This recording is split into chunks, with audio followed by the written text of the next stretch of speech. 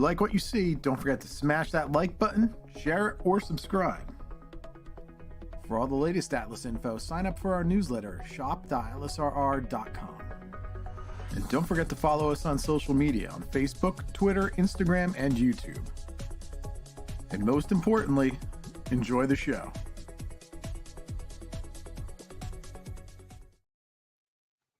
Hi, everyone. Matt Moceikis here with Atlas Model Railroad, and we have my guest, Tony Cook, with White River Productions, Model Railroad News, Diesel Error, HO Scale Collector. Am I missing anything? Well, I'm going to talk about my Railroad Model Craftsman. I'm there 4 times a year with Collector Consist. So, yeah, Railroad Model Craftsman, too. So, yeah. And then right behind you as well. And right behind me, Model Train Resource, my YouTube channel, where I unbox things. So, yeah, it's all train stuff. It's all train stuff. It's fun stuff. How about you guys? Have you got any new products? You know, there's nothing new in the hobby these days.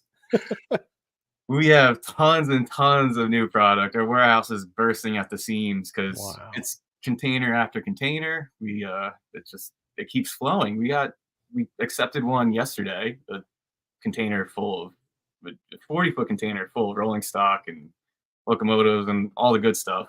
Wow. And now we have 3 more scheduled in the next 3 weeks. So wow. Yeah, it's exciting times for I can't, I've been doing Model Railroad News now 12 or 13 years. I always say there's more than 100 pages worth of news trying to cover all the scales. But the last maybe 2 years has literally gotten to where I feel like, man, that would be like a cover story thing, or that should really get more pages. But there's 5 things just as important as it this month. It really is crazy. China's coming out of COVID, and the model railroad industry in China is healthy. There's lots of suppliers. Everybody's getting their products now, and it's thankfully not what it was a few years ago when products were dry and announcements were far and few between. Now we got a steady flow of products, and we're actually seeing announcement times shrink. Instead of waiting 2-3 years, it's more or less a year and change. Exactly. Yeah, exactly. I do once a month. I guest on Ray Arnott's Around the Layout podcast, and he always has a Ask Tony question. And that was the person's question. What happened to that Atlas run of S2 whatever switchers? I'm like, well, it had to have been out by now. And that's one of the few things that now isn't caught up. It's like, well, that's about last on the list they're crossing off of catching up to things. You know what? I left the production samples of those at the office as well. Oh, those new S, it's a Lehigh, New England that the one guy was wanting to see, and I said, oh yeah, so that's a great switch engine. I thought those were out, but the new spruced up S4 and S2s look great. They awesome, run great, and we have more planned for them too, and including we'll get fancy with the cabs and stuff. Farther along we get into those, and you mentioned it, and I'm like, I have this in my hands today. So we got tons and tons of stuff, and there's a shot of the brand new construction trailers. I love those. Craig Martin from BLMA, actually. When we purchased BLMA, Craig was like, hey, I done research on all these already. You guys want to do them? So we kind of picked, he passed the torch to us, and we ran with it because who can't use these on their layout? Oh, I mean, for whether it's railroad related or just like an industry thing. Yeah, these are, and what this is, HO and N scale is the HO and N scale. So the larger one's HO, and the HO one has separately applied conduit, and the AC unit is separately applied, as well as electrical cabinet on there. Really cool little details on these things. Yeah, and this is how they come too, right? They're decorated, assembled, and I believe it's around $29 MSRP. Yeah, so really good price. Your dealer, you find a discount. They're really affordable and nicely decorated. Plop them in your yard, plop on the construction site, a truck transload. There's endless possibilities where you can use these. That's very cool. Yeah, that's a nice addition. Yeah, so those came in about 3 weeks ago. Same story with these. These came in 3 weeks ago, and I included these because I felt like they didn't get enough love. The specialized rail transport is for big old, special carloads with the press flats, and I really, really like this scheme. It's they run east to west all across the United States doing the specialized carloads. So really neat paint scheme on our standard vision caboose. As I believe we had Maine Central, Norfolk Southern. Um, did I do another specialized caboose in this run? That might have been the extended vision, but There's that one GE caboose in one of your runs, but I don't know if it's this model or the New England. oh, that's the Yeah. Train Man model. Okay. So that was a same thing, a high and wide escort caboose for Oh. General Electric. I believe that was in the 70s and 80s. Speak of the devil, that Oh, little there it is. Yeah. yellow one is an N scale, the General Electric high and wide caboose. And the cool Chicago, Illinois, and Midland. Just really cool short line out there. That is a great. I grew up in Central Illinois, so yeah, spent many Saturdays in Springfield with my dad, seeing they had old SD9s and SD38s, and in fact, one of my reviewers at Model Railroad News, Ryan Crawford, his dad worked for CNIM. It was yeah, so that's a favorite road. They were And famous for their critters too, right? They had a bunch of obscure. they are the only owners of EMDs that RS 1325. Yes. You know, it has like the Jeep 20 nose and the switcher back. Yeah, they had Yes, W1200, and like rear end. had those. Yep. SDO CNO had them, and they had them. 18s maybe Yeah. were odd ducks. But it was a fun road. Was Yeah. up there in Springfield, ran a lot of unit coal trains and things. But yeah. Yeah, heavily rail fanned, and we felt that it doesn't get enough love. I think the prototype is a hybrid steel/wood paneled caboose, but it fit the general profile of It our. has the look. Yeah, I was gonna say Yeah, you recognize it immediately. Like, yep, they did have cabooses like that. Yeah. yeah, and in our trainman line, we kind of we'll do close enoughs because people want a representation of their favorite regional railroads, Yeah. and there's that really cool General Electric high and wide. Ah. This was actually a northeastern caboose, so maybe Pedo want to do a higher end version, but for us, the Trainman cupola, perfect fit. I wanted it, so That is cool. I didn't realize that. It's also for, like, transmitter or the transformer loads kinda things. Wow. Huh. Yeah, specifically Cool. built for those General Electric transmitters. And just go for it. Wow. It would return to Erie, Pennsylvania, and then go all over the place. Cool. Never needed a large generator or whatnot. And then another multi-scale release, the 17,600 gallon corn syrup tank cars. These are a true Atlas favorite. They're probably it's probably, I don't know, I want to say 15-year-old model. I remember having these as kids and being really impressed with them, but it still does the job. It's highly detailed. The N scale version is really nice too as well. Um, Not too many colorful paint schemes on these, but you do see them everywhere. Anybody Oh, that yeah. makes soda or any sort of liquors, or they need corn syrup. Yeah. Oh, yeah, this is all over the place in products, so, yeah, you see them all the time. Yeah. Yeah, so our model is the Trinity variation of these corn syrup cars. I know there's Procore and other versions out there by other manufacturers, and then another older Atlas release, but still really impressive model. I never realized it had train lines on it. I picked it. I was like, oh, there's an air hose on here. I was like, that's really cool. Also the smokestack on the HO version has little vertical support, like reinforcers. Mhm. Like, this is really, really nice. I'm not much of a New Haven fan. I have a Raritan River one, being a Jersey guy, but you can see there it's another Midwest, Chicago, West Pullman. Yeah. We love our short lines and regionals and obscurities.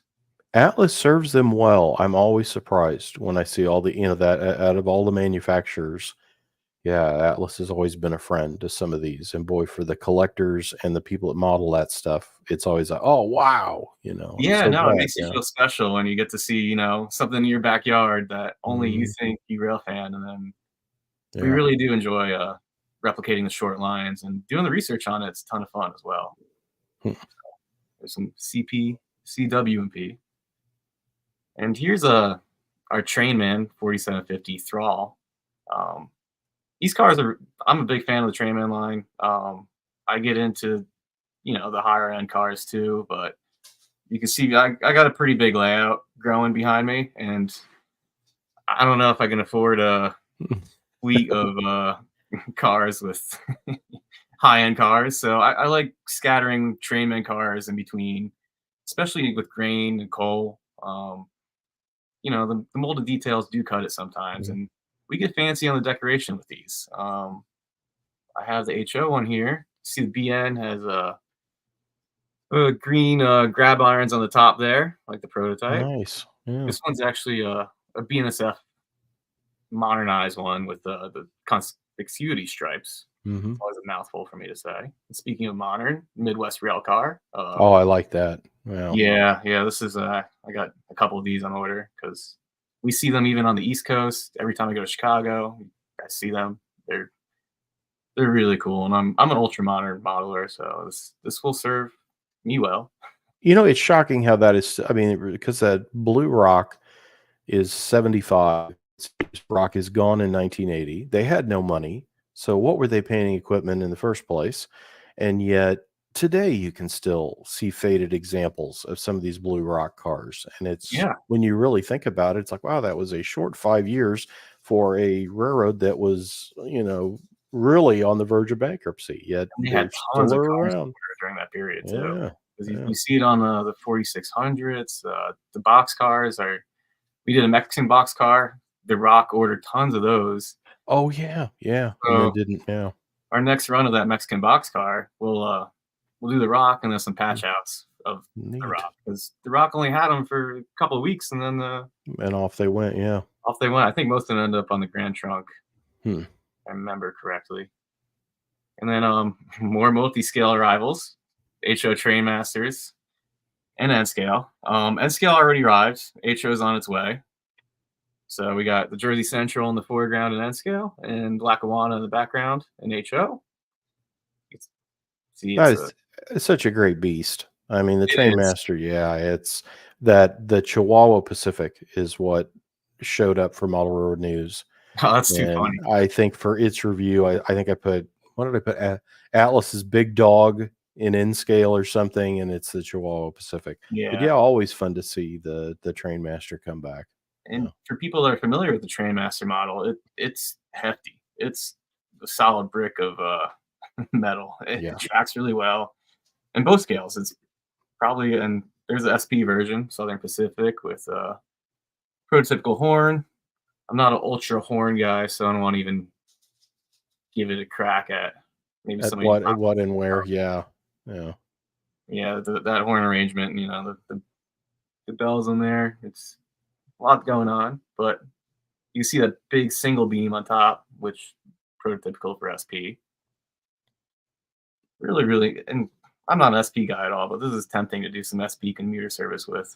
I have a Trainman. Oh, speaking of commuter service, now we're working our way to the HO scale arrivals. So we go from multi-scale to HO scale, and I saw a lot of comments on there. Well, the metric, they won't be painted. They'll be gray. The windows are very dark, so they're very, very dark green, like the prototype. So during the daytime, they look black, and at night, when there's interior lighting on both the bottom and top floors of these models. So when you turn that interior lighting on, if you decide to control it with a decoder, it looks green. But during daylight operation, it looks black. So we had a really fun time picking out the window tint on these cars.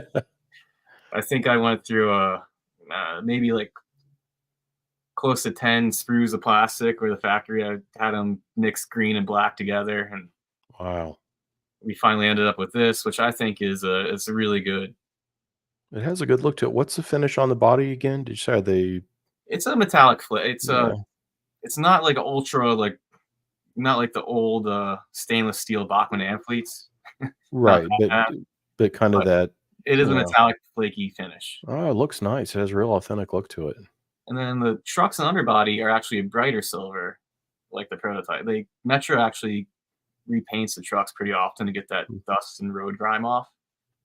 So when you look at prototype photos, the trucks always look more silver than the actual body of the car. So we replicated that as well. The trucks are a little bit more of a poppy silver.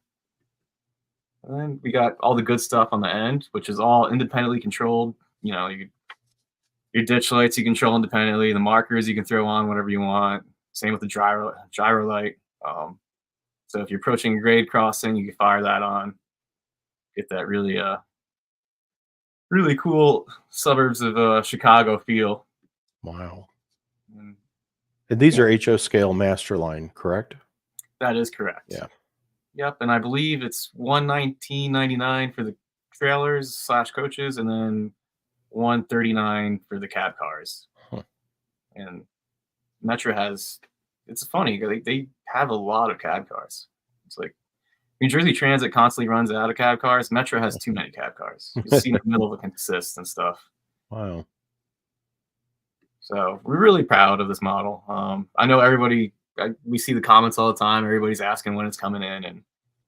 And we can say it's going into production this week.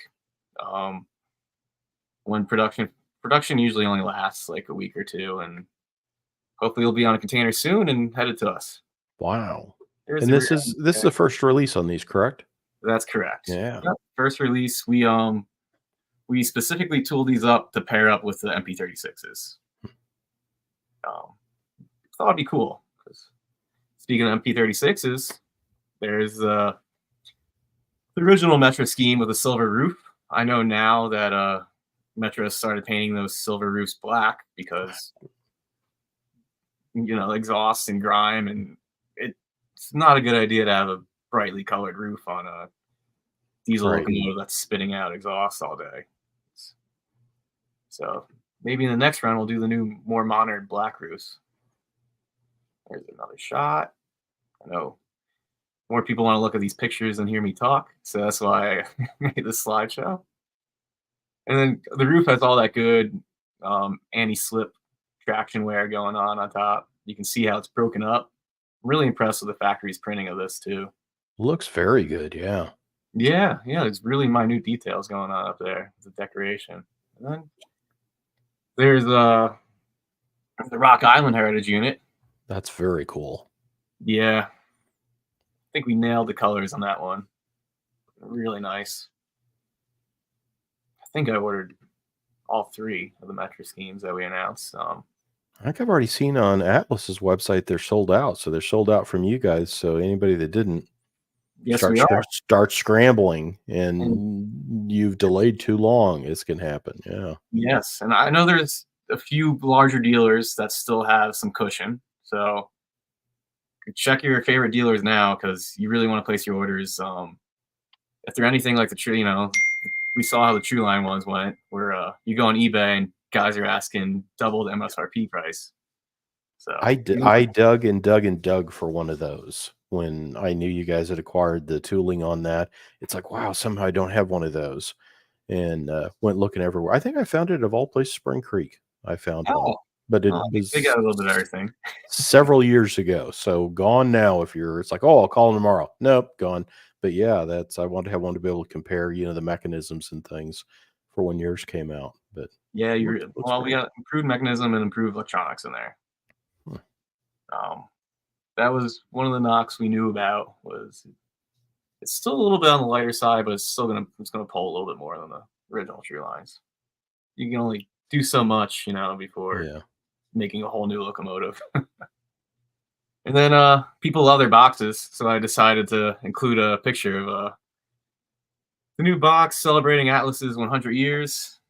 We got the diamond on there, which is front and center on our Atlas locomotive out on the rails in New Jersey Transit. You know what? I had a pre-production sample of that as well. Oh, and I didn't photograph it. Oh, not a full one.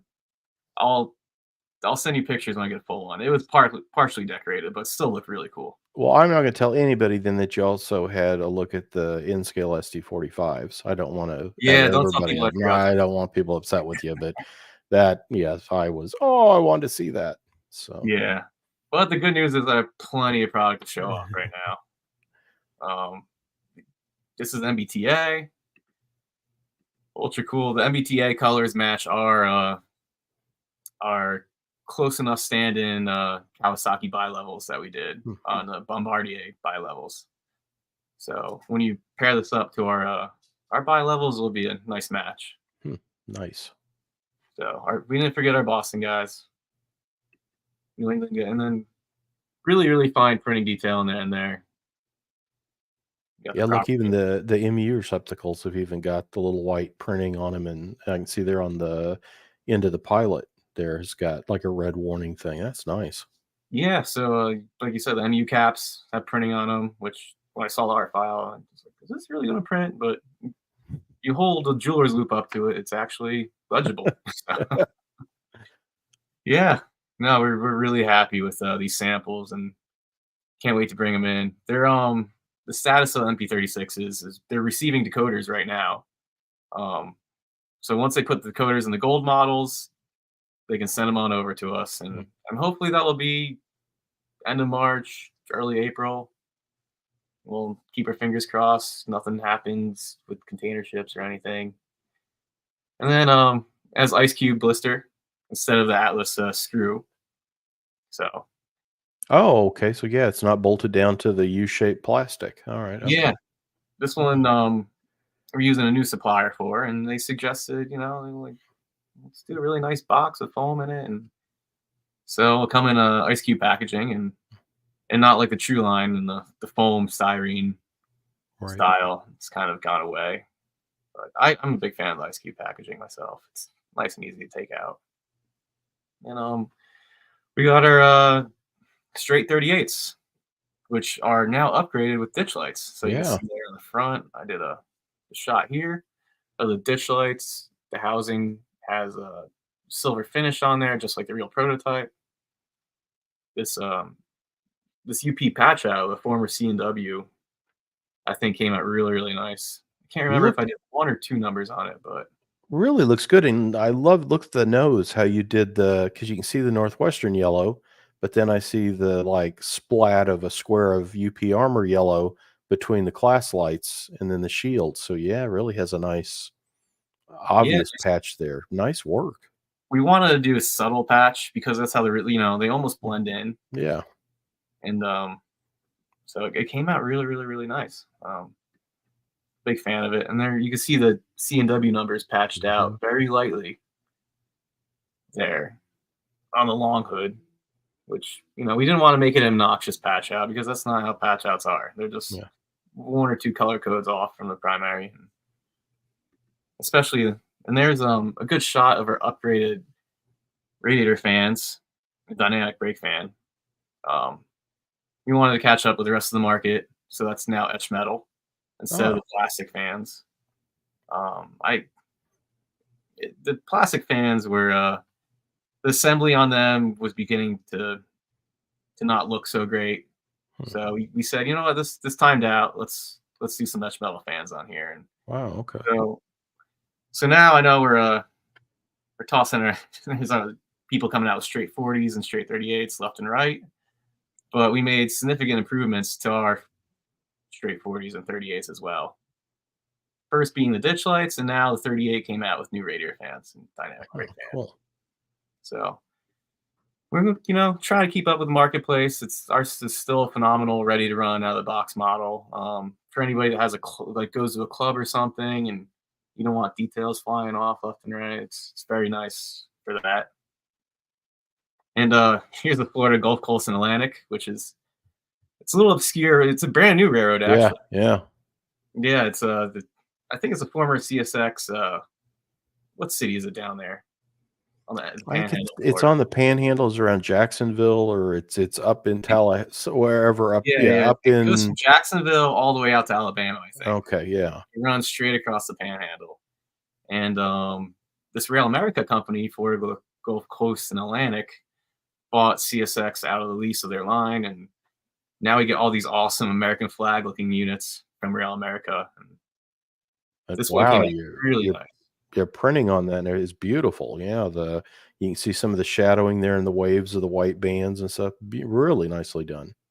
Yeah, thank you. Yeah, I think they used some the gradients in there came out really nice. It's Yeah. probably UV printed, but so some areas are pad printed and other areas are UV printed, but it really gave it's a good like it's really, really nice for you hold it up to the prototype photos and it's a really good match.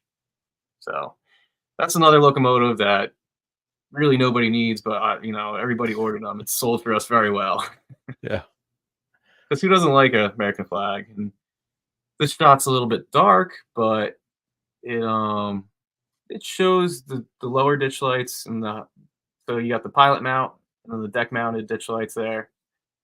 So we got two variations. The Rail America unit actually has rear ditch lights on it too, which we aren't just doing an HO scale. You'll see later on that HO and N, we're doing front and rear ditch lights, deck mounted, pilot mounted, getting specific with it. Nice. And it's you know, it's people clamored for years. Oh, I wish Atlas did factory installed ditch lights, and you know, we finally got to a spot where we can make these upgrades, and now we're doing it. And it's good to see because yes, those emails. It's really good, but why don't they put ditch lights on those? Yeah, exactly. And once upon a time, you know, 12 years ago in high school, I was one of those kids on the forums. Come on, Atlas, put ditch lights on this.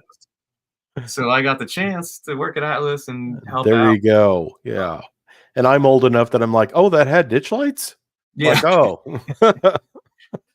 Yeah, like some of the Conrail locomotives. It's exactly. Like, somebody said, well, if they don't do it's like, I don't think they had to. It's like, well, I guess they would have, yeah.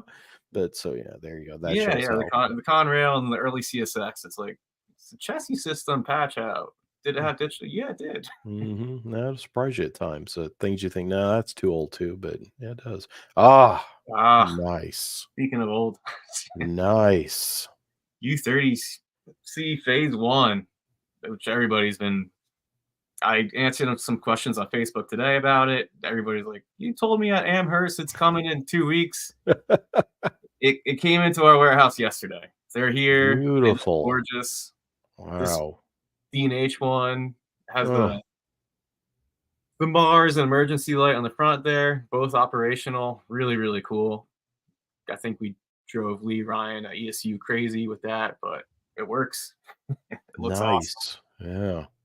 And then another unique feature on the D&H here on the side profile shot is on the right you have a GSC GE style truck, and then on the left you have a early Adirondack. Oh, Adirondack, yeah, the mix. Yeah, so you got that big leaf spring tail time. So this is how this D&H locomotive spent most of its life. It got shopped early on. They had I think these came with GSCs, excuse me, and then they had an Adirondack laying around and they threw it on there. Yeah. So we wouldn't do it if it was only for like a year or two, but throughout the photos of our research, it was like a good 10 years where it had mismatching trucks. Huh. And then we could see the front end, the emergency light and the Mars and traditional headlights. So, and really, this really is cool.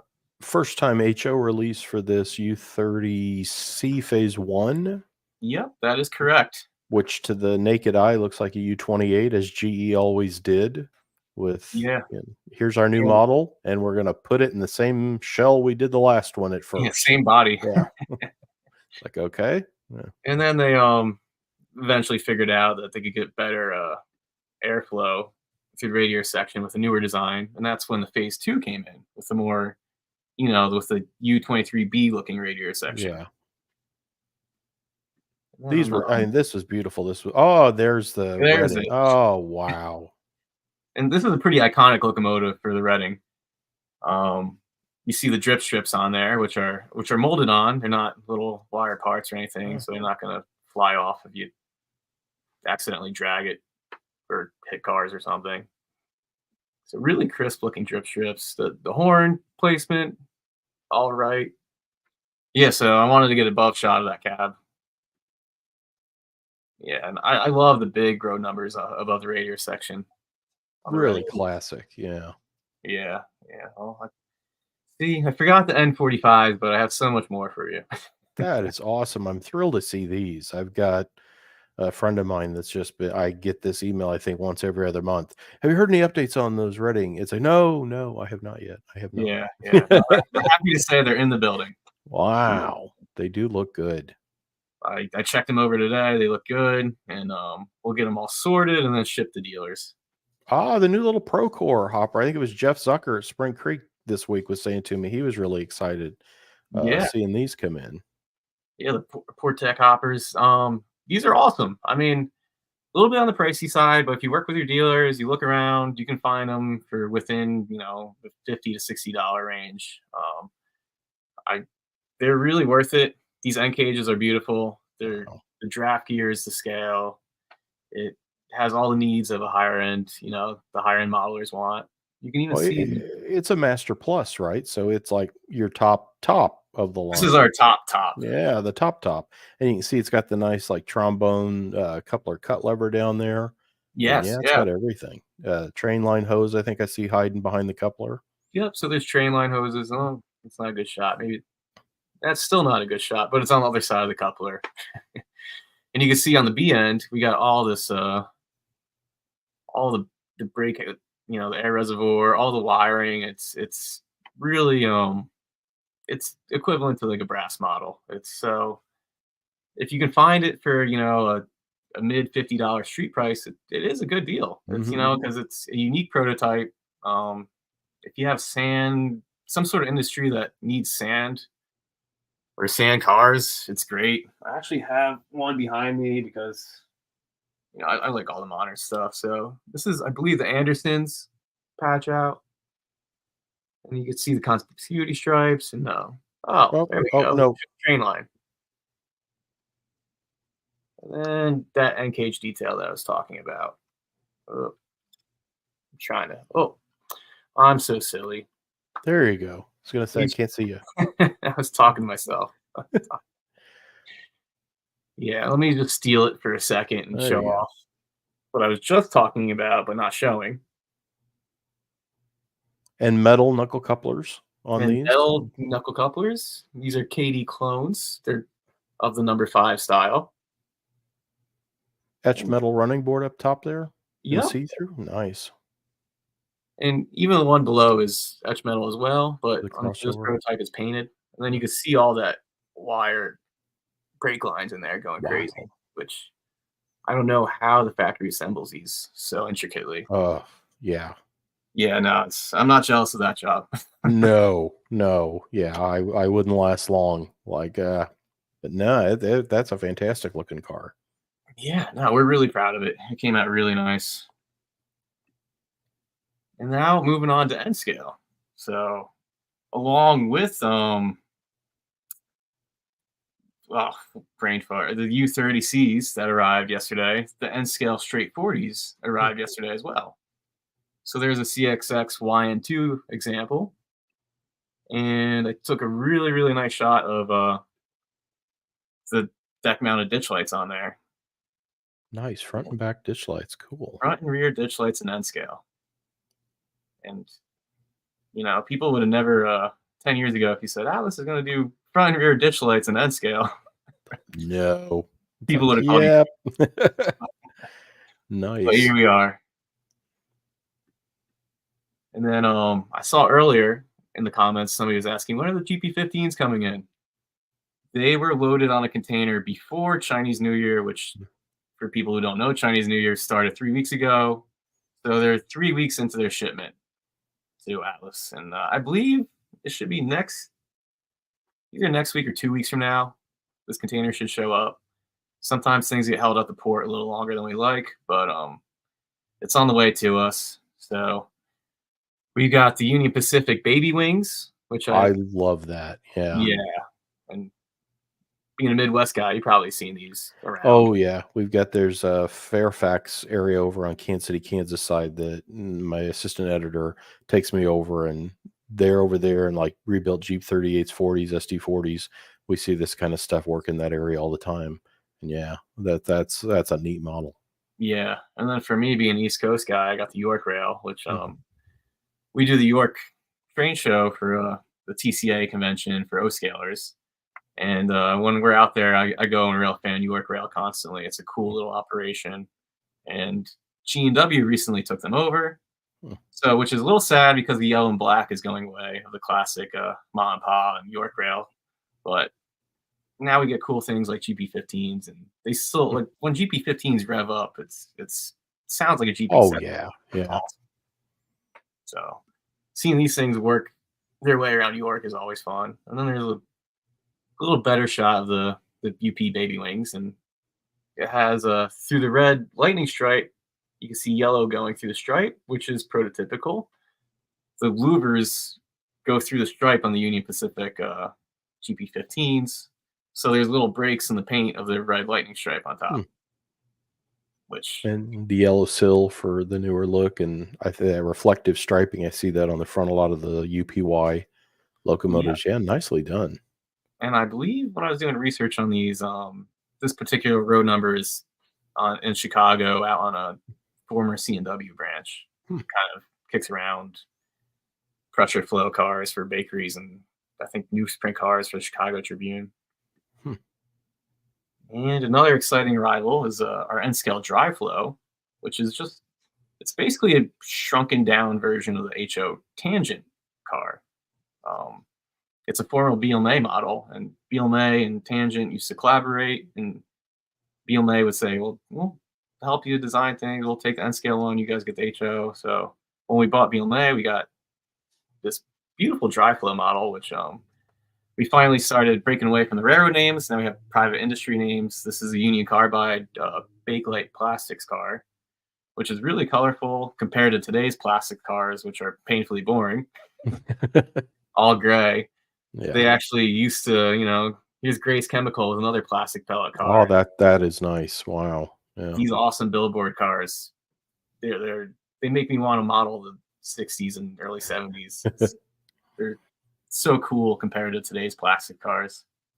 But I love today's big box cars. I can't pass them up. I'm almost finishing up with the HO and N-scale section, and then I'll let you talk about your Atlas history article that you have out there. So for those who aren't aware, we've heard for years and years, I don't like the tan ballast on your true track, but I really love the tie spacing, the rail profile. So many people loved everything about it except the color. So in 2023 or 2022, I think we decided to fully commit and change it to a more gray ballast, kind of similar to the Winlet Scenics gray ballast mix. And I think it looks phenomenal. The tie spacing is super nice. I'm not going to name competitors, but other N-scale track like this has very large gaps in between the ties, and ours is North American tie spacing based off of Lehigh Valley Railroad blueprints. And so we're really, really proud of our new True Track in gray. It's going to serve all the N-scalers. It's going to be way more useful now because I want to dive into N-scale, but I don't want to deal with like Code 55 sectional track. It's a little. Yeah. I'm a good modeler and whatnot, but I want to do N-scale casually. So this will give me good realism, but with ease to get it going pretty quickly, and it's going to be a nice offering. It looks really good. I like kind of the little bit of speckle to the pattern in the ballast. Yeah, so it has a little randomized speckle to it. You can see the yellow bumper, North American style, classic North American bumper. I believe this is a 12.5 radius turnout here. We also have a number 5. We're talking about developing a number 7, so we're looking to expand this line. I think with this gray color, it's going to be really, really popular with all sorts of modelers. So I'm a full-time HO scale guy. I'm working on the mega HO scale layout that goes all the way around my basement. But I do want to dabble in N scale, maybe do a tabletop, and I think this is going to be a good platform. It's a good thing. Yeah, for testing stuff, I've got boxes of everybody's different, both HO, N, O, different kind of track to test on. And yeah, I love being able to snap this stuff together and test and evaluate things, and then clear off I basically have a 4x8 test board that I put the stuff up and take it back down on. So one day it's HO and the next day it's in, and yeah. Yeah, and another positive of it is also a lower retail price than the other existing N scale track systems out there. But Tony, I will let you steal the show. Should I add to the stage your Oh yeah, I've got some pictures to share. As I mentioned up front, I do collector consist 4 times a year in Railroad Model Craftsman, and for Atlas's 100th anniversary, I'm doing several installments focusing on Atlas. And what's in the March 2024 Railroad Model Craftsman is kind of the birthplace or the start of the Atlas that we know today. And my focus is on freight cars because that was kind of the big push that started in the 90s. But the article, it kind of goes back and talks a little bit about Atlas's history in freight cars. And what you see here is, of course, the little N-scale helium car was an Atlas car going back to the early days. I think that was Roco, made in Austria, about 1970. And then that Great Northern, of course, is an Athearn Blue Box. And those were put in train sets in the late 1970s because there was no Atlas freight cars, which in a way, when you think about it, it's like there wasn't. It's like, nope, there wasn't then. Herb Athearn and Steven Chafin had a good friend. Where Athearn wouldn't make track and Atlas wouldn't make rolling stock. So it worked out. It worked out well. Yeah. So that it was kind of those early days of that stuff. And you don't think about, again, I think as that stuff starts to come around, the more modern things that you think it's just always been there. And then I see those old Athearn cars pop up from time to time with people saying, what is this Atlas yellow box car that looks like it's an Athearn car? And it's like, no, there's a whole story there. But this is the period that this collector consist focuses on, is this era, this like 90s, this little 2-bay PS1 covered hopper, the 3 and 6 bay cylindrical hopper. The U-boats were some of the first of kind of the modern, and all Atlas, because Atlas, had imported from Roco and other people over the years, but these were the first, kind of Atlas products built in China for the company. And there's a lot of odd things when you think about it too. Like I always forget this car. Yeah, the Kalen tank cars. And the first run of these is from Brazil. Yes. That is always a no way. And it's like, yeah, if you flip it over on I think it may be Furtashi, if I'm saying the name right, was the company. It's name too. But it goes way back, but this was the first, but then not repeated, that the production moves over. But some of the differences, like you mentioned on that caboose, how it had airlines years ago when I was researching these Evans cars, I was surprised to find that blue Evans is from the first run. And then within a year or so, that UP is from a later run. And you notice the first runs have molded on ladders. Oh yeah.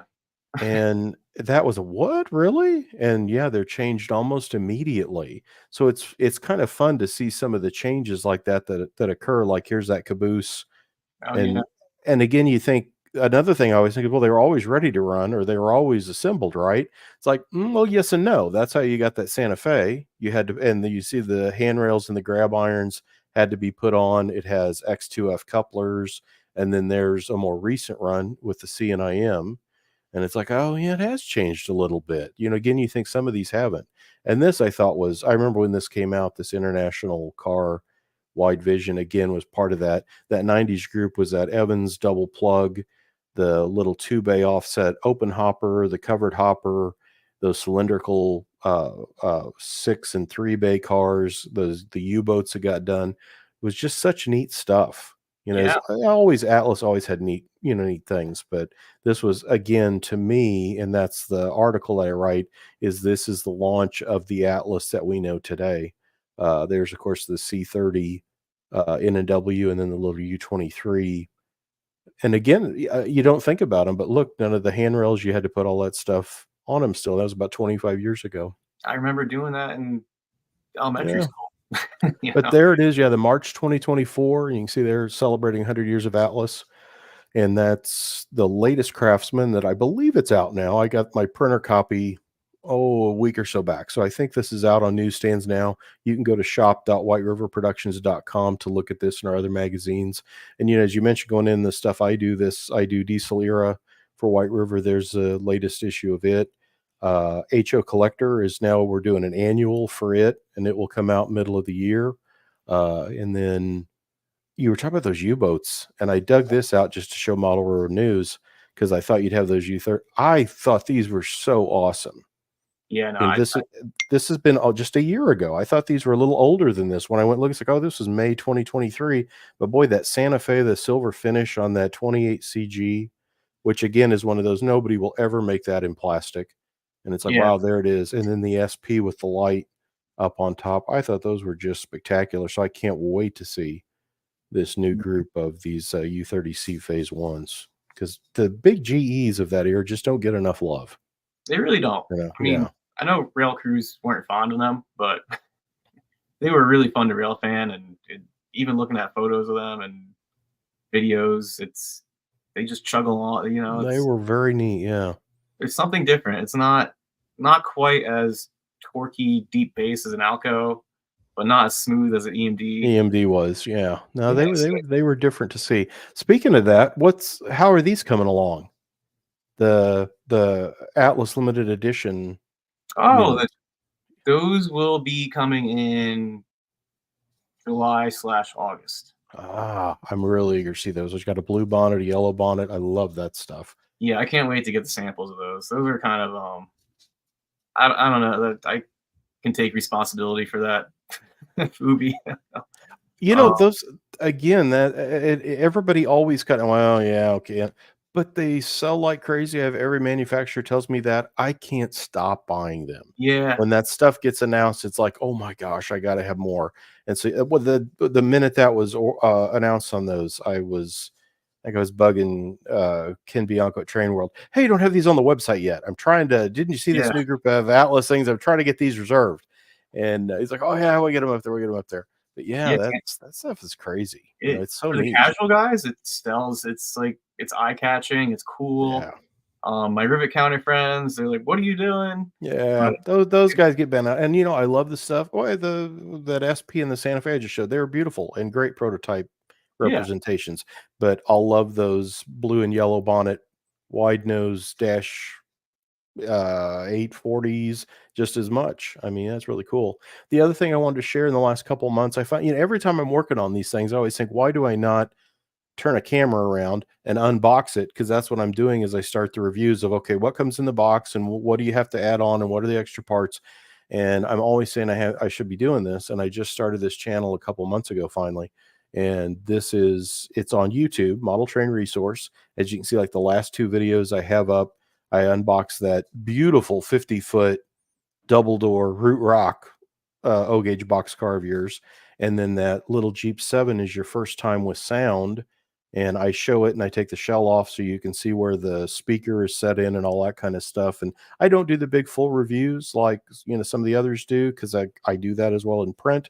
This is more just a quick, and I get a lot of good feedback on, yeah, I liked it. That's what I wanted to know. If I buy one, what's in there, or what paperwork comes with it. And that's kind of what I try to show on those. But like that little Jeep, I was so impressed with. I think we were talking about that before we went on. GP7s and 9s. Yeah, first time with sound for that. And I got to tell you, in the review, I state, if you don't think an in-scale locomotive can sound like a larger scale locomotive, go buy this one. That it's amazing. It's the ESU sound is so good anyway. But yeah, that's a neat little model. Yeah, I'm gonna check out your review because I like just a quick open the box, give me your first impressions, and there you go. That's it. Couple minutes. I try to keep them like 2 or 3 minutes. Here you go. This is what you get. So that's perfect, because some of these YouTube reviews are getting a little long-winded out there. I see some 20-minute, 30-minute range. Yeah, exactly. And I'm kind of skipping through them. So that was my goal of when I just want to see, does it come with this? Do I have to put this on? What's the paperwork? Am I, and boom, boom, boom. That's what I try to do. It's just take it out, show it, and hit some of the high points. Like this is the first time this has been done, or this has been added, or that kind of thing. So yeah, and especially in today's world where a lot of people order online, and some people don't have the opportunity to walk into a hobby shop and check it out. You don't get to see it. Yes. So that was another thing. It's like standing at a hobby counter and like, okay, before I buy it, can I open it? And it's like, no, not online. But at least with this, yeah, you can kind of see what you're going to get. But it's a fun thing to do. That's great. I just wanted to plug O Scale for 1 second, and then we can call it a day. And I got some pizza waiting for me upstairs, but this is cool. That is very nice. Yeah. I'm not an O scaler, but since we purchased the Premier tooling, I've become very fond of. How can you not? Yeah. And I say that in a lot of reviews. Well, I said that in that rock boxcar. Even if you're not, this big O gauge boxcar is so cool. You'll love setting it on your desk or having it as a display piece. But boy, that is nice. Atlas 2-rail track is actually Atlas 3-rail and 2-rail O scale track is UV proof. So I don't have space in my basement, but I'm considering a little garden layout and doing 2-rail. That's awesome. These Premier locomotives, they look phenomenal. They look like brass pieces. People don't really give O scale the credit because I know there's O27, there's a bunch of foobies and goofy stuff, but this model is just as good as anything you'll find on the HO market that's in the really high end. It has the same details, same variations, with more smoke, all sorts of crazy stuff because it's larger. You just have more opportunities to do things. Cool. These Gevos, the CS44, the new Union Pacific paint scheme with the experimental flag on it. Yeah. And then it even has just a shield with no wings. Ultra new paint scheme and no flag because they're phasing out the flags because 10 years later they don't want to faded flag. And they didn't hold up well. No. I keep seeing them, but they sandwich them as like a DPU so like I got my camera, it's a sunny day, and then the lead power will be some filthy faded old UP whatever, and then one of those brand new will be sandwiched. It's like, oh yeah. Which you really want a front end shot of, but you can't get it. Yeah, so the Gevos just arrived in our warehouse, the full balance of the run. Nice. And our really, really popular F7s. These are coming in 2 weeks. And these models, they're phenomenal. It's like a scaled, it looks like HO brass to me, the level of detail. So if you're an HO or N guy and you want to expect, Atlas O is beautiful stuff. It's not it comes in 2-rail and 3-rail, right? It does. Yeah. And when we acquired the Premier line, that's something we really wanted to put effort into is 2-railing everything we can. Yeah. So there's some locomotives that we just can't, but if we can, for example, I have next to me very large E8, which we would have loved the 2-rail because we're New Jersey nuts, and this would have looked awesome if it had fixed pilots because we're model guys and we like models to look like models. But unfortunately, the radius would be insane. I was gonna say you'd have to build that outside because turning that E8 would take some curves. Yeah. So we for this run 3-rail only, but these are also doing in I would say about a week or two. And nice. These are really, really cool. Got the early New Jersey Transit scheme where the NJ Dot logo was taken off and New Jersey Transit put a crew to New Jersey map on the front. Wow. I don't know what it is. I've said it a handful of times. I noticed it on that C&O unit in the last couple of years. I don't know what is refined in the paint and printing work, but I feel like you guys always had good, but it's like a little bit better. And I've had reviewers say that where they were reviewing like an Atlas Master HO diesel. They said, hey, did you? I said, yeah, I noticed that too. That I thought it was they were always good, but it's a little bit even better. I don't know what's different about the paint or finish or.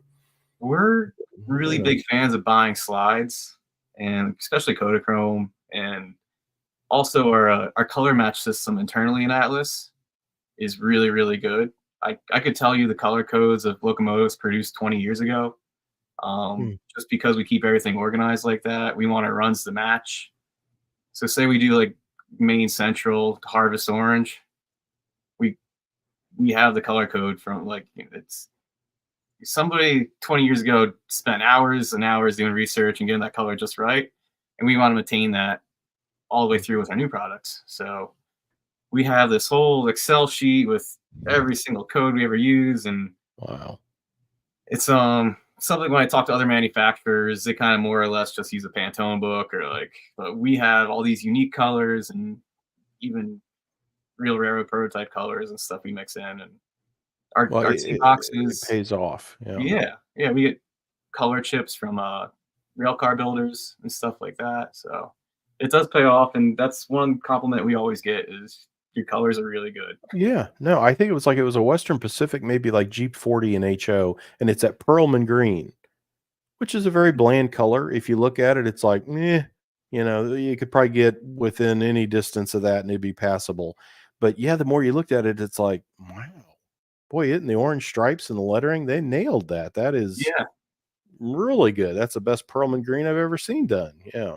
Yeah, no, we pride ourselves on the colors. It's Wow. if it kind of like, and we get multiple pre-production samples. I can't tell you how many ones we reject just because the colors aren't quite right.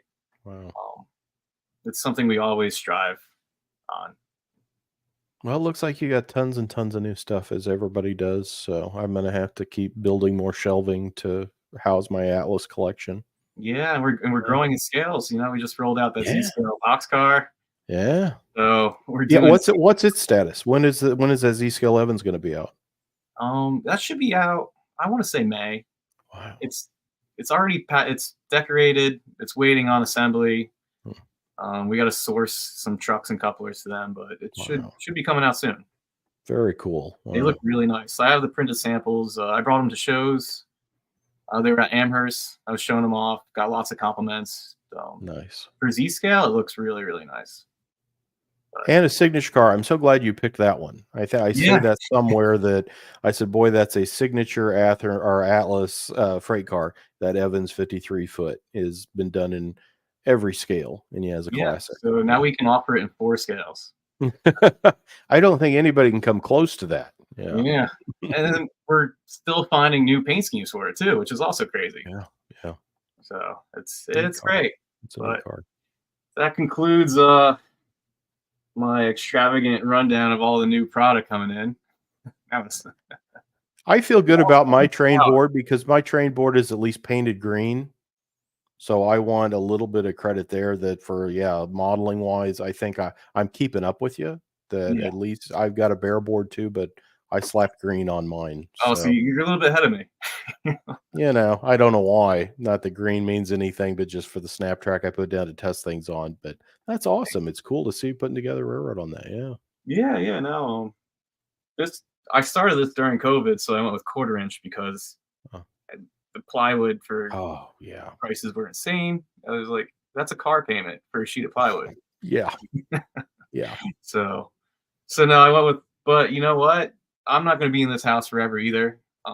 This is all modular. I could unscrew it, pick it up, do whatever I want with it, and maybe once I get rolling, I'll start a YouTube channel with updates or something. Oh, that's very cool. Awesome. Well, Matt, thanks for having me on tonight. I really appreciate it. It's great to visit. I'll have another collector contest later this year in Road Model Craftsman, and I'm going to hit those mid-70s, the Runner Roco diesels, which was bar raising for the HO market when those all came out. That was a game changer. Guys still talk about those. And it's like, oh, come on, there's stuff light years better. But I was 10 years old when those came out, and it was like, wow. So we still get requests for parts for those. Guys are like, I'm still running my Roco, and I hear that too. Yeah, people will tell me that, and it's like, oh my gosh. So yes, that I think is going to be the next article, is that group of those, because for those of us of a certain age, that was they were mind-boggling when they came out. They ran so good, they looked so good.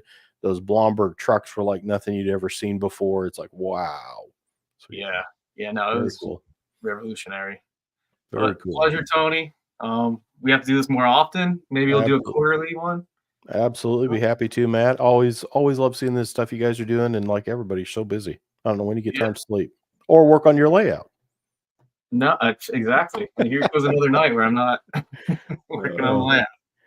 Oh, Well, thanks for having me this evening. And as I say, shop.whiteriverproductions.com. You can see all our magazines, our books, and of course, Facebook pages. I post stuff all the time across the different magazines as well. So, as you guys do too. Yeah. Appreciate it. Thanks, Matt. Have a good evening. You too. Thank you.